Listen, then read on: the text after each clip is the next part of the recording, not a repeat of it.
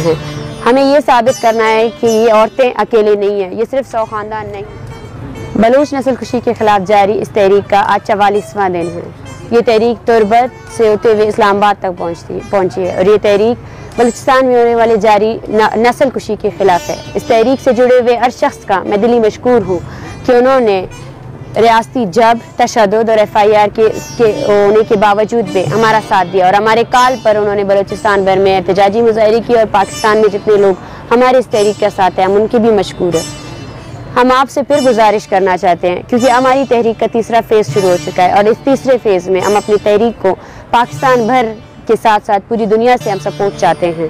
जो लोग हमें सुन रहे हैं, जो लोग हमारे मूवमेंट के साथ है, हम इनसे गुजारिश करते हैं कि प्रैक्टिकली आए, अपने घरों से निकलें, अपने बच्चों को निकालें, औरतों को निकालें, क्योंकि ये तहरीक बेसिकली औरतों ने लीड की है और हम हर उस औरत से खिताब करते हैं और उस औरत को कहते हैं कि वो आए और इस तहरीक का साथ दे। इस तहरीक से जुड़ा हुआ हर शख्स को रियासत की जनब से थ्रेटनिंग का सामना है, प्रोफाइलिंग का सामना है और इस तहरीक से जुड़े हुए सैकड़ों ऐसे लोग हैं जिन पर FIR की गई है और जिनकी सरकारी मुलाजमतें ख़त्म की गई है। इससे हमें रियासती बौखलाहट ही सामने नज़र आती है, मगर यहाँ हमें रुकना नहीं है।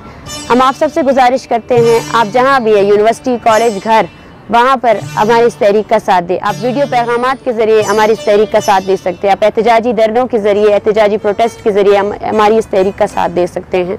और जहाँ जहाँ बलूच यकजहती कमेटी के कॉल पर प्रोटेस्ट ऑर्गेनाइज़ किया जाएगा वहाँ वहाँ आपने आना है और साथ देना है और रियासती जबर के सामने हमारी इस तहरीक का हम आवाज़ बनना है।